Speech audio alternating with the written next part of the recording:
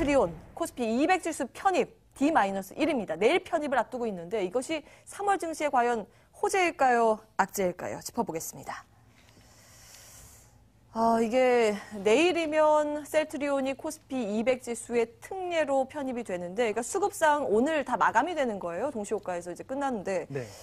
이 이슈가 시장의 전체에 어떤 영향을 주게 될지, 셀트리온 자체에는 또 어떤 영향을 주게 될지. 먼저 셀트리온부터 보면은 이렇게 과거의 사례들을 봤을 때 편입 이후에 좀 주가가 정체되는 사례가 다수였거든요. 어떻게 보십니까? 셀트리온의 호불호는 많이 갈리는 종목입니다. 하지만 온전히 수급만 놓고 보게 되면 셀트리온에 관련된 수급은 일단은 좋은 쪽으로 볼 수밖에 없습니다. 자, 셀트리온이 이제 코스피 200에, 이미 코스피에 들어와 있습니다만, 코스피 200에 들어오게 되면 코스피 200을 따라다니는 이 펀드죠. 예, 인덱스 펀드라고, 예. 그 인덱스 펀드도 있고, 또 우리가 많이 매매하는 ETF도 있고요. 자, 여기에서는 기본적으로 시가총액 3위인 종목을 일정 부분만큼 사들일 수밖에 없습니다. 그렇게 놓고 보게 되면 셀트리온 자체의 수급은 기본적인 수요만으로도 좋다. 이렇게 말하는 건 어렵지 않습니다. 물론 그렇기 때문에 이미 가지고 있던 투자자들이 거기에 대해서 셀트리온을 매도할 수는 있겠습니다만 기본적인 수요가 항상 있다는 것은 그 회사의 주가에는 분명히 플러스 요인이다. 이렇게 볼 수 있기 때문에 수급 차원에서 보면 셀트리온은 코스피 200에 편입되는 것은 분명히 좋은 일이다. 이렇게 말씀드릴 수 있습니다. 셀트리온 자체는 이것이 또 호재다 이런 의견이시네요. 네, 지금 네. 증권가에서 리포트가 나오는 게 좀 있어서 이거 하나 좀 체크를 해보겠습니다. 증권사 리포트 가장 긍정적으로 의견이 내놓고 있는 곳이 바로 신영증권이었는데요. 지난달 13일에 제시가 됐습니다.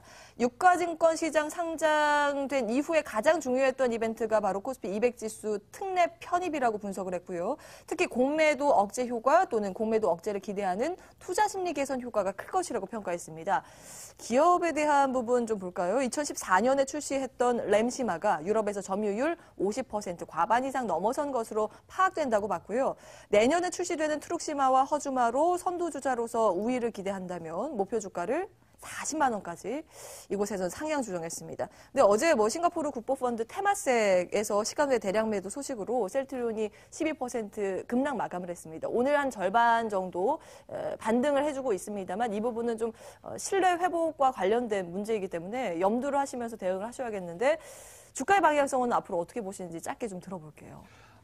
말씀드렸던 것처럼 수급 차원에서는 충분히 의미가 있다.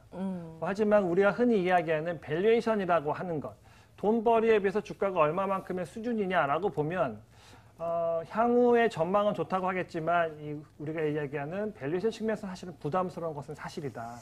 라고 보기 때문에 수급이 우세할 거냐 아니면은 시장의 이 실적을 추종하는 이 세력이 우세할 거냐에 따라 힘겨루기가 있겠습니다만 어쨌든 이 시장을 대표하는 주로서 자리를 잡았다라는 점을 감안해 보면 일단 셀트리온은 이 제약 바이오 쪽엔 대장주라고 자리를 잡은 것이 확실하고요. 그렇죠. 이렇게 보면 셀트리온 주가는 얼마를 간다라고 예단할 수 없겠지만 적어도 시장에서 전망하는 수준만큼의 높이는 충분히 갈 수 있지 않겠는가. 저는 결론적으로는 셀트리온은 긍정적으로 평가한다. 이렇게 말씀드릴 수 있겠습니다. 기업 가치와는 별개의 문제지만 일단은 수급적으로 봤을 때는 분명한 호재임이 틀림없다. 이 말씀을 셀트리온에 대해서 의견 들어봤습니다. 그렇다면 이 셀트리온 코스피 200 지수 편입 이후에 다른 종목들 시장 전반에 대한 영향력은 어떻게 점검하고 계시는지요? 또 음지가 있으면 양지가 있고 양지가 있으면 음지가 있는 것처럼 좋으나 싫으나 시가총액 3위 지금 5위 안에 들어있는 종목이 들어오게 되면요. 그러면 다른 종목들은 그만큼 비중이 조금씩 줄어들어야 되는 것이 어쩔 수 없습니다. 아까 말씀드렸던 것처럼 인덱스를 따라가는 인덱스 펀드 내지는 또 이 지수를 따라가는 ETF 이런 쪽에서는 이전까지는 없었던 셀트리온을 담기 위해서는 삼성전자, SK 하이닉스, 삼성 바이오로직스 이런 시가총액 상위 종목들은 조금씩이나마 비중을 줄여야만 합니다. 그렇기 때문에 다른 종목들은 일단 수급상 불리하다라고 말씀드리는 게 당연하고요. 하지만 늘 말씀드리지만 수급은 일시적이고 그 기업 가치에 대한 평가는 또 좀 더 긴 호흡에서 바라본다고 하면 단기적인 수급은 셀트리온을 제외한 기존의 코스피 200 종목들은 분명히 불리하다. 하지만 궁극적으로 그것이 주가의 방향을 결정지을 일은 아니기 때문에 어찌 보면은 그래서 빠지는 종목들은 눈여겨보실 만한 가치는 충분히 있지 않는가 이렇게 판단하고 있습니다. 그렇군요. 셀트리온을 추정하는 자금이 어디서 올 것인가, 주변 다른 종목에서 왔다라는 부분이죠. 이에 따라서 단기 충격은 있을 수 있으나 큰 틀에서는 영향력이 제한적일 것이다라는 평가, 시장에 대한 부분 체크를 해봤습니다. 다음 주제 화면으로 체크를 하고 이야기 나눠보겠습니다.